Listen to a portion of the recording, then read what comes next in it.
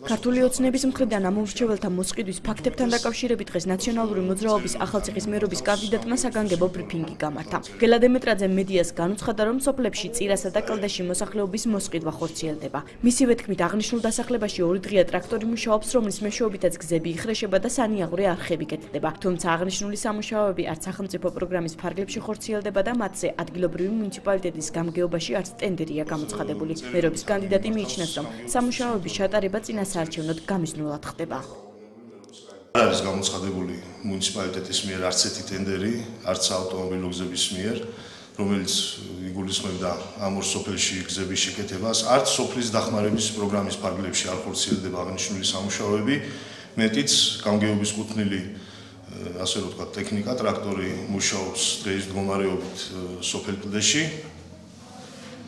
და ჩვენ ვთვლით, რომ ეს არის სხვა მეტი არაფერი, უბრალოდ ეს არის ამორჩევლის მოსყიდვა.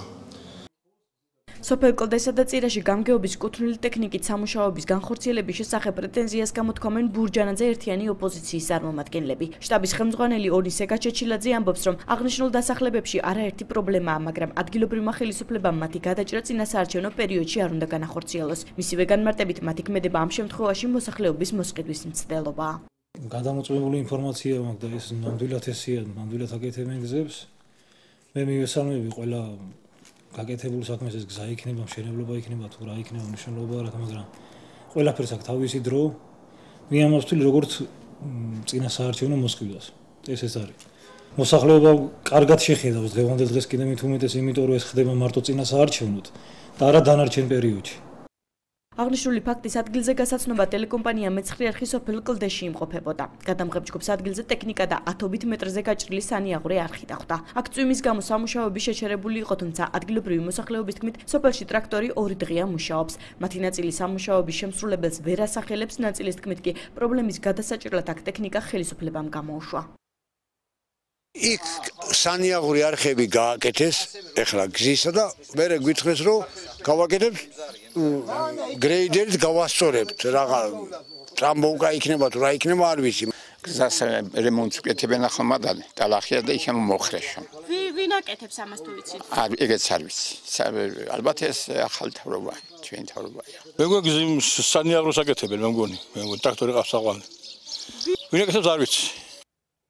იმას, რომ სოფელ კლდეში გამგეობის ბალანსი არსებული ტრაქტორი მუშაობს, ადგილობრივ თვითმმართველობაში არ უარყოფენ. თუმცა ამბობენ, რომ ტექნიკა მოსახლეობისა დარწმუნებულის მოთხოვნის შესაბამისად გაგზავნეს. კითხვაზე შეიძლებოდა თუ არა წინასაარჩევნო კამპანიის პერიოდში მსგავსი რესურსით სარგებლობა, ახალციხის გამგეობის ინფრასტრუქტურის სამსახურის უფროსი განმარტავს, რომ ამინდის გაუარესების გამო სამუშაოების განხორციელება აუცილებელი იყო, რისთვისაც ადგილობრივმა ხელისუფლებამ საწვავი გამოყო, თუმცა ემზამღებრიშვილის საწვავის ოდენობაზე ვერ საუბრობს. მისი თქმით, ხარჯები სამუშაოების დასრულების შემდეგ დადგინდება.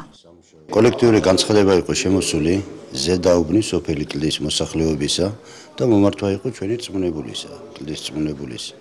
წვიმებთან დაკავშირებით ჩამორეცხა გზები, გადარეცხა, სანიაღვრე არხებიდან გადმოვიდა და დააზიანა.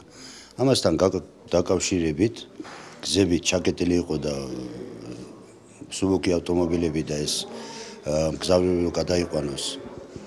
ტრანსპორტი ვერ ადიოდა და ამის გამო გამგეობამ გააგზავნა ანუ ჩვენი კუთვნილი ტრაქტორი მისცა საწვავი, რომ აღადგინოს ეს გზა, გახსნას და მოძრაობა შესაძლებელი იყოს. იმას, რომ კლდეში სამუშაოების განხორციელება აუცილებელი იყო, ნაციონალური მოძრაობის მერობის კანდიდატი უარყოფს. გელა დემეტრაძის თქმით, წვიმას რაიმე სახის აუცილებელი და გადაუდებელი საჭიროება არ შეუქმნია. როგორც სოფელ კლდის მაცხოვრებლები განმარტავენ, დასახლებაში ტექნიკა მუშაობა 10 ივნისს მომხდარი შელაპარაკების შემდეგ შეწყვიტა. მათივე განმარტებით ადგილზე ერთმანეთს ქართული ოცნებისა და ნაციონალური მოძრაობის წარმომადგენლები დაუპირისპირდნენ. საქართველოს საარჩევნო კოდექსის 42-მე მუხლის შესაბამისად, წინასაარჩევნო აგიტაციისა და კამპანიის პროცესში სახელმწიფო ხელისუფლების ან და ადგილობრივი თვითმმართველობის ორგანოების საკუთრებაში არსებული სატრანსპორტო საშუალებების გამოყენება იკრძალება.